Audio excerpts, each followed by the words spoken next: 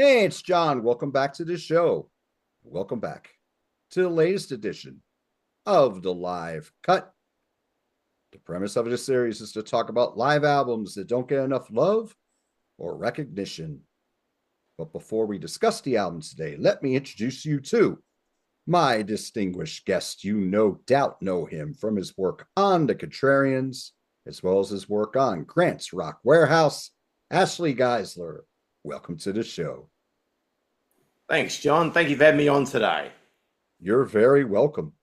Ashley recommended the album we are going to discuss today. This is the Doobie Brothers live from the Beacon Theater. These shows were recorded on November 15 and November 16, 2018, and this 2 CD set was released by Rhino Records on June 28, 2019. On these shows, the band performed their second and third albums, Toulouse Streets and The Captain and Me, respectively, in their entirety. The musicians who performed on this album are Patrick Simmons on guitars and vocals. He's been with the Doobie Brothers since day one. Tom Johnston on guitars and vocals. He's an original member, but he left the band due to illness from 1977 to 1982, 1983. John McPhee on the following instruments: guitars, pedal steel, dobro, violin, cello, harmonica, banjo, and vocals. He was in the band from the One Step Closer album until their first breakup in 1983. He came back in 1993, and he has been there ever since.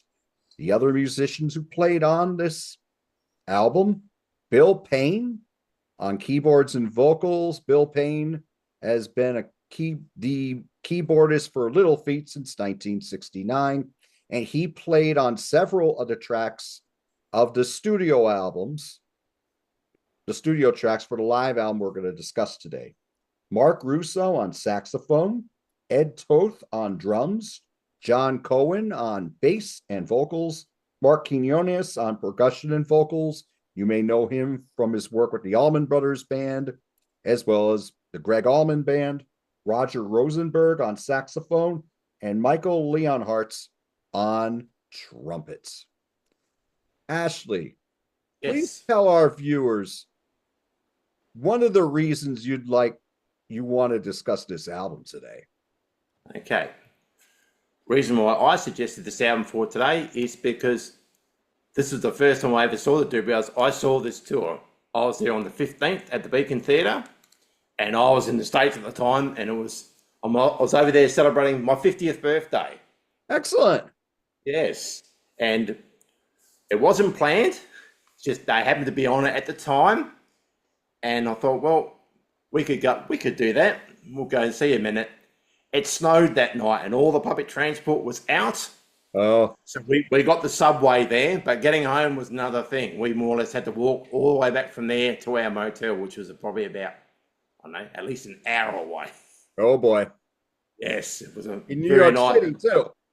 Yes. Yeah, we're walking back. Just before we got back, my wife slipped up on the snow and hurt her ankle really bad. So yeah, it was a night to remember. Oh yes.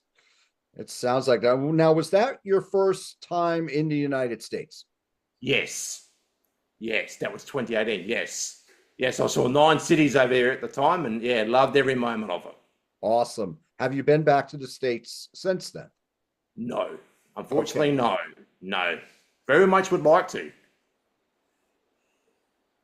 Tell all our viewers where you're from. I am from South Australia. I live in a town called Moonta Bay, and we're probably about 180 kilometres. I'm not sure what that is in miles from the city of Adelaide in South Australia. Okay. Very good. What was your first experience with the Doobie Brothers music?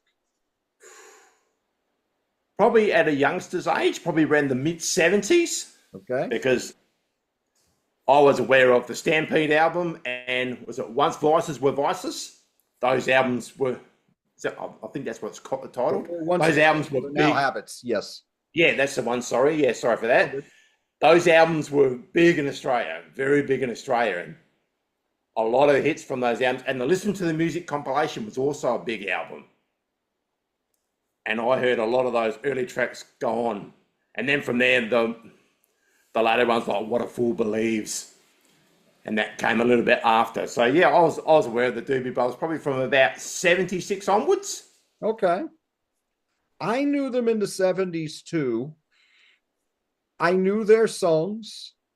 When I was really getting deep into them was in the 1980s when I was listening to a lot of classic rock radio, particularly Rock 107 WEZX FM, Scranton, Pennsylvania, the home of rock and roll. When I was 15 or 16, this would have been around 1986, 1987, I bought this cassette. Yeah. This was my first. Shortly after, I bought Taking It to the Streets. As far as CDs go, my first one I bought as a new release was Cycles in 1989. This is the reunion when Tom came back into the band.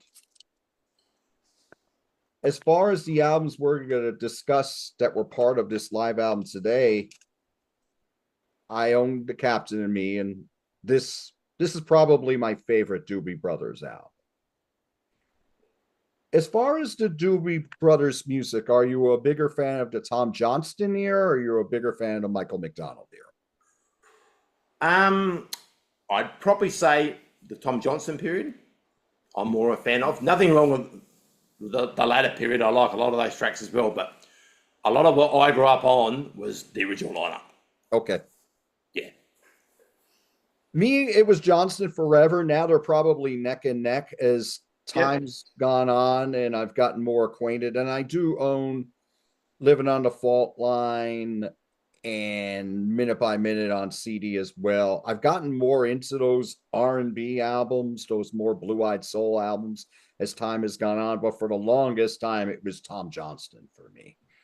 So we're going to talk about the album today, what we like about the album, some of the little differences between the recorded versions and the live versions that we have on here, maybe things that we're not so crazy about. But before we do that, how was it to see this show live? Fantastic. Fantastic. I even still got the tour top on. Oh, nice. Yeah, got the tour top. Still fits. So I haven't put on that much weight, but yeah, I loved it. Absolutely loved it. Yeah, as I said, I've never seen them live before.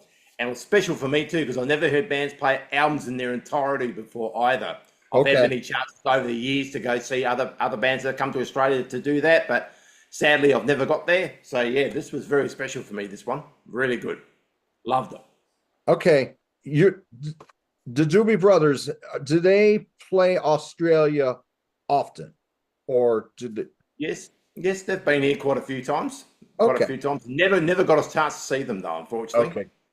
Okay, gotcha. One thing that I was looking at when I was doing a little bit of research here, it seems that the Tom Johnston era is more popular than the Michael McDonald era there. Like the biggest hit in Australia for the Doobie Brothers was What a Fool Believes, which hit number 12. Yes. But it seemed most of the albums with Johnston went gold. And I don't believe that was the case with the albums with Michael McDonald. No, you're dead right. Exactly right. And also today on our radio, they play a lot of classics, and it's like, listen to the music, and all that Johnston classic singles he had is ones you mainly hear on the radio. You do hear What a Fool Believes from time to time. Okay. And sometimes you hear The Doctor as well on some 80s rock stations as well. But yeah, mainly the Johnston era is what gets played a lot on radio here in Australia today. That's similar to here too. The Johnston era is what you hear on the classic rock stations.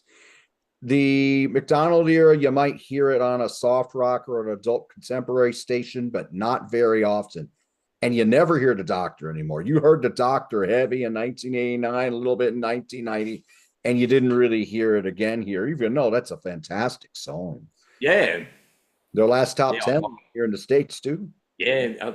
It got about in the late 30s to 40s here in Australia. Oh, okay. Okay. Very good. One of the songs in the later one is "Taking It to the Streets." That was used in one of our footy shows over here. As like they used to go and interview people out in the street and all the general public, and they used to use that. They used to use that song as like the theme for that segment on the show. Okay. Yeah. Very cool. Okay. I know this is a long shot, but I got to ask you this before we get into the album. There was I'll just explain. There was a TV show here in the 70s. It was a sitcom, a comedy that was on for 3 years from about 79 to 81, maybe 78 to 80. The show was called What's Happening.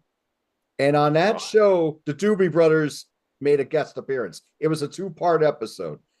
Okay. I know it's a long shot. Are you familiar with that TV show in Australia? No. Okay. No, sadly no. Okay. It wasn't that big here. It was a mid-season replacement, but it did decent and it did well in reruns. But one of the more famous episodes of What's Happening were when the Doobie Brothers came on. And they actually went down to the soda shop where the main characters in the show hung out. And they were doing like an interview with them. And they said, what's the thing that one thing you don't like about what fans do at shows? And they were talking about bootlegging, recording the shows. Well, what happened was this, like Street Tough asked one of the main characters on the show Rerun to tape the show for him. So they're playing at their high school, right? And Rerun was a big guy, right? And he was wearing a trench coat and he had a tape recorder under it. And while they're playing Taking It to the Streets, the tape recorder fell out of the trench coat, right? Oh no. And then they went after the guy who tried to make Rerun tape the show, and then they caught him red-handed, and then the cops came and all that. So it was a pretty funny episode, very memorable one. And they like Pat Simmons was doing most of the talking in there. Like Michael McDonald didn't do too much. Like Tom Johnson was already out of the band. So yeah. I know I'm going a little off track here, but that's one of my early memories. That's probably my first visual memory of the Doobie Brothers. Okay. I've only seen them once. I saw them in 2014 at the Sands Casino in Bethlehem, Pennsylvania. It was like a double headline. They came on first, and then Peter Frampton closed. Wow. Yeah, it was a great show. Oh, yeah. And in 2026, in fact, July 4th, they're going to play 2 hours for me at Bethel Woods and up in Bethel, New York. They're going to be the special guest for Santana. Okay. Wow. Great show. Yeah, it's going to be a wicked show on a Saturday night for Independence Day here on our 250th anniversary as a country. So, yes. Yeah, it's going to be awesome. Wow. So, I've talked enough. Ashley, what are your favorite tracks? What do you think are the highlights on this album? On the Toulouse Street songs, I like the first two. Listen to the music and rolling down the highway, because I was very familiar with those, and I really enjoyed them a lot. I actually filmed some of this when I was there too. It's up on my channel if anyone wants to go and have a look at some of them. Okay, cool. Yeah, we'll talk about filming on there. Wow. Okay. Yeah. And Jesus Is Just All Right. That was good. I was aware of that track. It was on the Listen to the Music Best Of, and also it was in The Simpsons. Yes, that's right. It was in The Simpsons. Yeah. As I said, this was new to me because I didn't really listen to this album as much, and it was good to enjoy it for what it was when it was played. It's really good. So that way, instead of going, as I said, I've never listened to it before, and I enjoyed the whole lot. Actually, it was a really good show. I just enjoyed the show. Just stuck in the Beacon Theatre because I've never been there before, and it only holds 4,000 people, which I was surprised. It's not that big. Yeah, it's No. A bigger theater here in the United States, because we have a lot of small theaters that are under 1,000 Yeah. seats. But for how famous that theater here, how famous it is in this country, no, it's not that big. It's not as big as like Radio City Music Hall, which is more No. like 6,000. Yeah. Yeah. It was just good to be there and reading all the history, all the people that have been there, and I'm thinking, wow, they can get people playing at 4,000 state, and we got a theatre here in Adelaide which no one wants to play. Right. We hardly get anyone playing there. So, and that holds about 5,000 to 6,000. So, yeah, really, really good. It was really good. How was the They sound? took a break. They took a break when the album was completed, Okay. and they came back and did the Captain and Me album after that. How is the sound quality in there? Beautiful. How are the Really good. Really good. Really good. I knew something was happening before the show started because you could see all these cameras and trucks out the front, and snow had flooded them. And I'm thinking, something's going on here. And then I read about this on Sea of Tranquility, of all places. They were telling me about it, and I sent Pete Pardo a message saying, wow, was that done on the 15th of November? And he said, yeah, that was recorded on 2 nights. We went there on the 15th. So, yeah, as soon as I heard that out, I snapped it up. I had to buy it.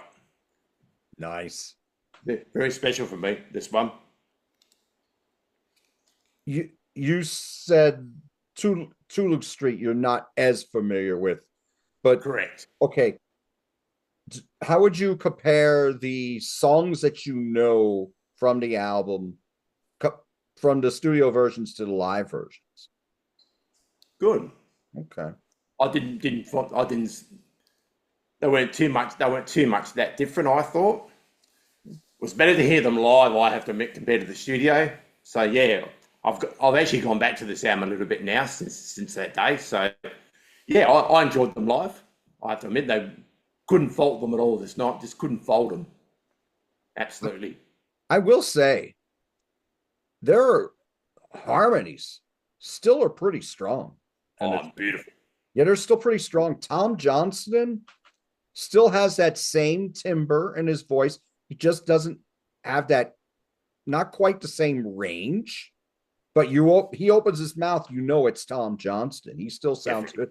Pat still sounds like Pat to me because Pat always had the softer voice. And he didn't sing too many rockers. He was more on the more country tinged tunes, the more folky stuff. And he always sang in a softer tone, and he still sounds great on here. Absolutely. And the harmonies, though, by the whole band are wonderful. And John McPhee, he's the MVP here. He's bringing out a different instrument from almost every song. I love, like, everything he does with aplomb. Everything.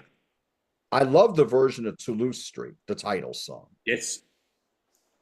The version on the studio album is wonderful, but when you have the strings on there and the violins and the cello on there from John, I think that makes that song even stronger. It makes it even more emotional when you blend it in with Pat's soft but wonderful vocal on it. I think it works very well. It seems to me, though, the guitars are really loud in the mix on the rockers throughout the album. Like, it seems like they're a little, like, the songs that are more acoustic based and more mid-tempo, they sound excellent to me. And that goes for the Captain and Me too. It seems like on Rockin' Down the Highway, or if we go, or Don't Start Me to Talk, and it sounds like they're really up in the mix. And that was a little getting used to for me. Same thing with Disciple.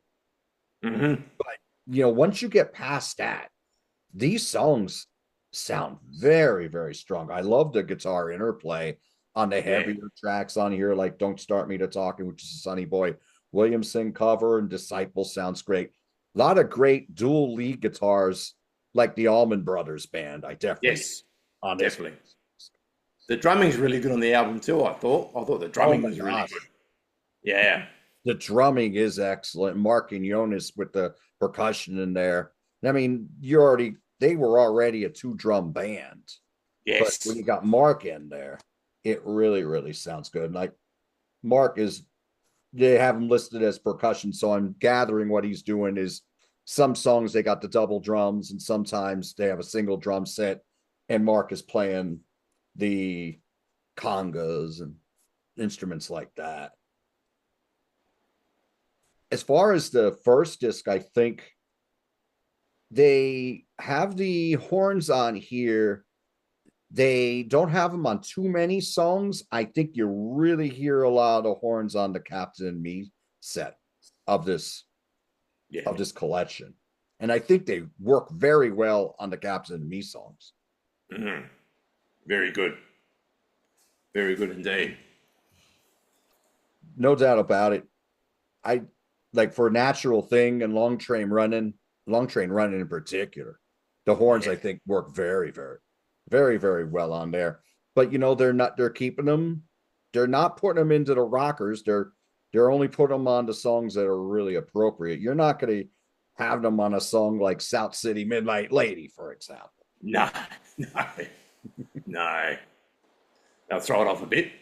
Right. Yeah, that would, I mean, that would be, that would be a little bit too jarring. But I think both sets I think are very strong. I know the Captain and Me album better. So I really loved what they did with the Captain and Me songs on here. And Without You, that's another one where their guitars are really hard. But I think a song like that, you might want to make an exception. That might be the hardest rocker they ever did. But yeah, the Evil Woman, the guitars are really as well. Yeah, it was good to hear that live. That was on a best of. I listened to the music best of, so I was aware of that track. And I also played China Grove on this album too. Now that's probably one of the biggest hits I had in Australia. That with listening to the music, so I was quite aware of that. Yeah, that was one of their biggest hits too, but it endured very well. Like it hit number 15 in the States, but they had higher charting hits. But you hear China Grove more than you hear The Doctor. The Doctor hit top 10. Yes, definitely. You hear China Grove more than you hear The Doctor. Long Train Running, you still hear pretty heavy. Mm-hmm. Number correct. So yes, I think the playing on here is very stellar. You get a chance to hear the band really branch out. They extend some of these songs out. Yes, Bill absolutely. Payne, the master as always, or what he brings in. The version of Cottonmouth I really like, going back to the Toulouse Street album. That has a really strong New Orleans feel in it. Yes. It was funny because when we were over there, I went to New Orleans first before I got to New York, and I saw Toulouse Street. Oh, nice. Yeah, I went to that and I think, wow, there we go. So yeah, it was another tick in the box for me. There you go. Well, that's one. That's one box I haven't ticked yet. Okay. I've never been to New Orleans. Really? Oh, it's fantastic. Yeah, well, that's what I've heard. My family members have been there, but not me. Oh, wow. Yeah. No, I've never been there. If I was to drive there, gosh. That might be over 20 hours to get there by vehicle. Yeah. That would be 2-3 day trip there. That would definitely be something I'd fly, Yeah, it'd be a lot for me driving from here to Sydney. It's about the same. Sydney or Queensland. Okay, gotcha. Okay. What are other songs on here do you think really, really stand out? I think you've covered most of them. Yeah, definitely Long Train Running. Yes. As I said, I was new to these albums, I know, but the tracks that I really enjoyed the encore of this. Okay.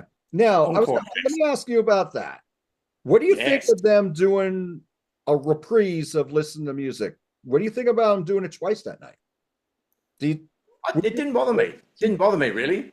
Okay. What I was going to ask is, would you prefer them to do another song besides that one? And if not, and if so, what song would you choose? No, I was pretty much happy to hear it again. It was just okay. It was good. As I said, brand new experience for me. And no, I didn't mind them at all. I mean, they were sort of getting back into their groove a bit. I think they all just come back together again, and they're doing these a lot of little warm-up shows before they got out and that. Mm-hmm. So no, I didn't mind hearing it again. I was really glad to hear "Take Me in Your Arms" and "Rock Me." I was really glad to hear that. That got me up out of the chair, actually. Oh, that's an excellent track. Yeah, I'm glad That was they did that huge one. in Australia. And I remember that song. That's one of the songs I remember them as a kid. Okay, Yeah, that was that on song was Stampede. in the mid-70s. That song was everywhere, and I love it. One of my personal favourites. Very, very So good. I'm a huge fan of the Stampede album, The Tears. That was a big album in Australia as well. That's one of my personal faves as well. That album did well here, but Yep. it was like sandwiched in between albums that did better because Yes. what were once vices are now habits was huge here because Yeah, that's Blackwater a good was album huge. too. And then the album after Stampede was Taking It to the Streets. Correct. And that was a very big album here. Like, I think Stampede only went gold here, even though Take Me in Your Arms was like a #4 hit. Yeah. Yeah. That was great to hear that. And Blackwater was good too. I agree. That came out with the cello, and that was fantastic seeing all that. I've never seen anything like that live before. So yeah, Nice. really enjoyed that. Really enjoyed that. Very, very good. So the crowd on here, you could hear some of the sing-alongs with the crowd. That Tom has a great rapport with the crowd. He's doing most of the talking. Yes, How did when the band was singing, I'm sorry, when the crowd was singing songs like Listen to Music back to the band, how did that sound? good. Good. I was joining in. Well, there you go. I was joining in. So no, I thought it was really good. I thought it was good. Okay. Everyone knew a lot of the songs and that. It wasn't a sellout show, I have to admit. There was still plenty of seats there as far as I remember that night. But I thought the crowd participation was really good in it. We all got involved. That's good. Yeah. What are your favorite albums by the Doobie Brothers? Are you a big fan or more? Are you like a fan like I am, or are you like, okay, I was gonna say. Probably about middle of the road, I'd say. I mean, probably definitely Stampede and Once Were Vices. Okay. And I like these two albums a lot as well now, thanks to that night. Thanks to that night as well. I actually don't mind the debut a little bit as well. So I reckon there's some great tracks on there as well, even though it's not a well-known album for them. And then probably some albums into the McDonald era as well, I don't mind as well. I don't mind Minute by Minute, that's quite good. So yeah, I'm not a big, I haven't listened much to their albums from the 80s onwards because I sort of got out of that genre and went more into the hard rock and the metal scene. Okay. So these bands were sort of, put back in the cupboard type of thing. Yeah, I've heard some of the later albums after Cycles. They don't grab me like the early ones or Cycles for that matter. My favorite, it's weird. Like it probably would be Captain and Me, but Taking It to Streets is very close. I did like that's the only album I believe that you got both Michael. Well, I don't know, maybe not, maybe the later albums have the two of them there. I'm not sure. Maybe the latest album, but I know in the 70s, the only album that had both Tom and Michael McDonald was Taking It to the Streets because Michael McDonald was taken over as one of the main songwriters along with Pat, but you still had Turn It Loose on here from Tom, which is a kick-ass tune. Yeah. But he had a breakdown during that period too, didn't he? And he had to leave, as far as I can remember. He was having issues with his liver. Yes. He was a hard partier back in the day. I think it's very admirable that he was able to clean himself up and be so healthy to the point that he's still going out and doing these long tours. He still sounds very strong. He sounds great. You wouldn't even know really if you saw him today. You wouldn't even know. You wouldn't know. He's aged like a fine wine. Like, I mean, yeah, he certainly doesn't look like a guy in his mid to late 70s. No. I mean, no, he looks awesome for the long, for those early years where he was doing a little too much partying and just all those years on the road, been doing this over 50 years. Him and they both have really kept themselves in shape and they've really kept their chops up. They mad respect to them. I'm really looking forward to seeing them in July. Yeah, good on you. Good on you. Yeah, That's thanks. great. This was also their first show at the Beacon Theater in Yes. 25 years. Yes. So this was another reason why this was a really, really special night for the Doobie Brothers and their fans. Yes. One, I do have to mention here, if it was me with the encore, I wouldn't want to, just my opinion, I wouldn't want to hear listening to music again. I'd like to hear Black Eyes of Silver. Like I'd like to hear some deep cut like Eyes of Silver. Like I don't know if Another Park, Another Sunday would work so well because that's more mid-tempo. But Eyes of Silver, which wasn't quite a big hit, but it was a very big hit on classic rock radio. I think that would have kept the momentum up, but I don't think you would end it with Eyes of Silver. You'd end it with Black Water. Take Me in Your Arms, you got to keep. Yeah, Take Me in Your Arms is classic. Definitely. Awesome. Maybe they did that. Maybe they did that as a celebration of them coming back to Beacon Theatre. Maybe I don't know the reasons why they could have done that. Right, and maybe they've been doing it for a long time, and it just like because I mean this time that I'm going to see them will be the first time in 12 years, and they didn't do it then, but maybe they've been doing that since 2018 forward. But you may be correct in the fact that it's a return to the Beacon Theater as well. Yeah, I wouldn't doubt that at all. Mm. So, Ashley, how would you rank this album on a scale of 1 to 10? For me, it's got a lot of memories and personal things on it. I would give this a 9. The DVD tops it off as far as I'm concerned because I can relive it. Excellent. So for me, so it's a special album for me, this one. And not only that, it's the first ever concert I've been to that's actually been recorded. Oh, okay. As an official release, I mean, there are some out there that have been bootlegged that I've been at, but that's another story. But this is the official album, and I was there. So very special for me and my wife. As I said, we absolutely love this show this night. It was fantastic. So I would give it a solid 9.